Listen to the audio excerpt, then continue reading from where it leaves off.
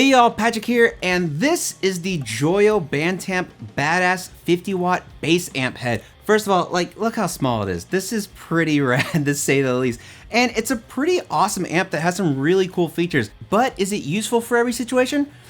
Well, let's find out. So over the past, what would you say, about 5 or 6 years, Class D bass amps have really taken over the market. And it's just little things like this little Joyo Lunchbox, and yes, I'm gonna call it the little Lunchbox because it's so damn cute. It's just really cool to see small bass amps like this possible, one, and two, that have a lot of really useful features to them on top of that too, and just such a small and affordable package.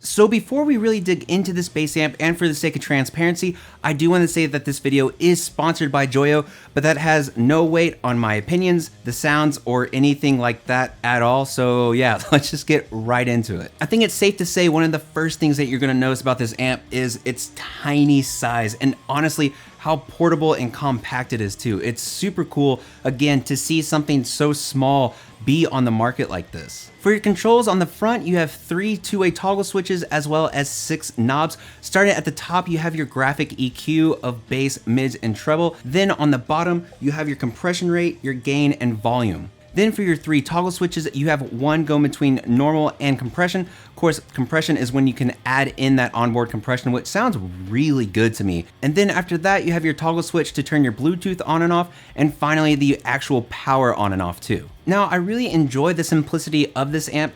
It's essentially something where you get one channel, which is completely fine. You get onboard compression, which is always a really nice touch in my personal opinion, and I like being able to turn it on and off. And there's also an included foot switch too, which is really cool to be able to turn that compression on and off. I don't know exactly how useful that is for bassists, but I think it's really cool nonetheless. Using various basses, I really found that no matter if you use active, passive, humbuckers, single coil, any of those, it's a really nice sound that you're able to get from this amp and just get a really nice basic bass sound. Or you can add that compression onto it for any really funk and any slapping like that. Or you can go ahead and crank that gain to where you get a nice crunch sound too, surprisingly. So the overdrive that you're able to get on this amp is really cool. It has a really nice crunch to it and a very nice warm sort of vintage vibe to it that I really like. And it's because there's a 12AX7 tube actually there. So you have that preamp tube that I definitely think adds that nice vintage warm vibe to the sound.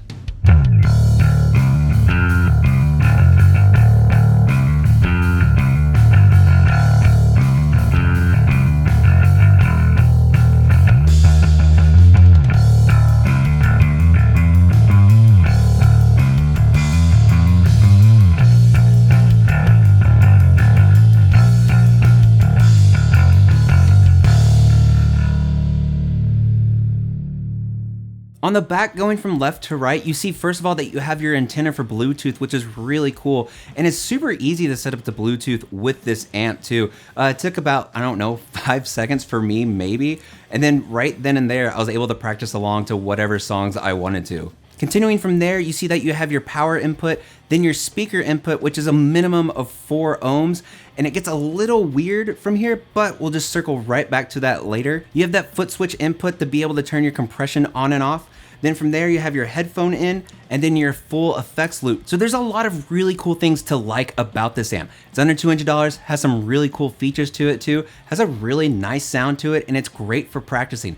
But I don't know if it's good for gigging at all. That's because, again, this is only 50 watts. So yeah, while it might be loud in your bedroom or something like that, I feel when you put it against a drummer, then maybe a guitarist, a second guitarist, and whatever from there, yeah, you're gonna get drowned out pretty quick unless your cab is mic'd. And speaking of cabs, I hope that your bass cabinet is 4 ohms, because if it's not, it can take 8 ohm and 16 ohm speakers just fine. But if it's not 4 ohms, it can only go out to 25 watts. So if you don't have a 4 ohm cabinet, guess what? Your 50 gets cut in half. which makes it even quieter and a little disappointing to say the least. I don't really understand personally why they didn't choose 8 ohms for the preferred output, because I feel most bass cabs are 8 ohms. I know that the GK210 that I've been using for all the sounds in this video is 8 ohms, so really I've only experienced it at 25 watts. But that's okay if your cabinet's mic'd up, it'll sound good no matter what.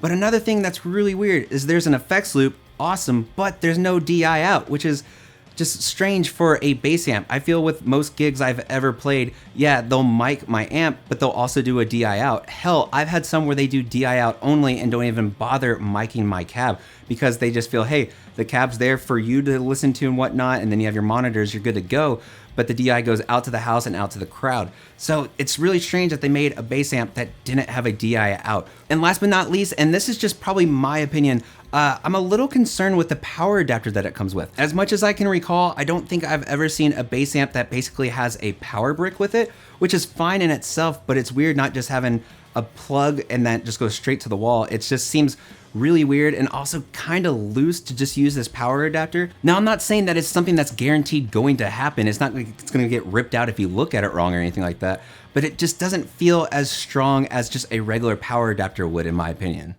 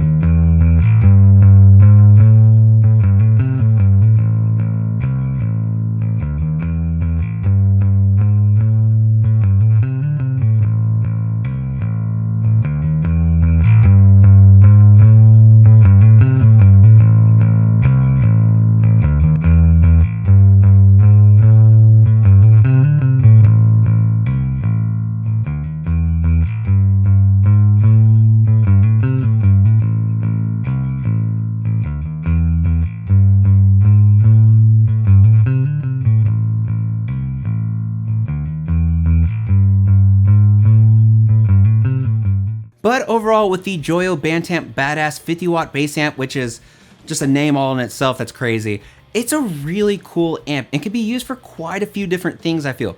Coffee shop gigs or something like that, definitely for practicing too, but I don't know really in terms of practice with a full band or gigging, especially with a full band, would be really that useful because of one, the 50 watt power limit. Then you have the whole cab thing where if it's not 4 ohms, it's only gonna be 25 watts, which just makes it even less useful in a gigging situation.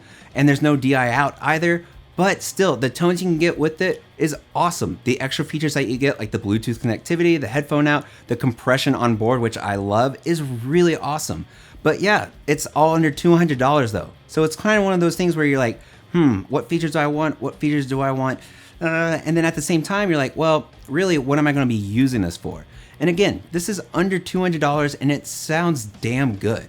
But of course, let me know what you guys think about the Joyo Bantamp Badass 50 watt bass amp. And of course, thank you so much for watching, as always, for watching, liking, sharing, commenting, subscribing, follow me on social media, all that crazy stuff. I really do appreciate y'all. And a humongous thank you to my Patreon supporters right here. Don't they look great today? Mwah, mwah. If you want to be like one of these gorgeous people right here and help support the channel every single month, being included things like early access to videos, giveaways, and more, then go ahead and head on over to my Patreon page. But y'all, thank you again so much for watching. And of course, no matter where in the world you are, stay safe, practice that bass, and I'll see y'all next time.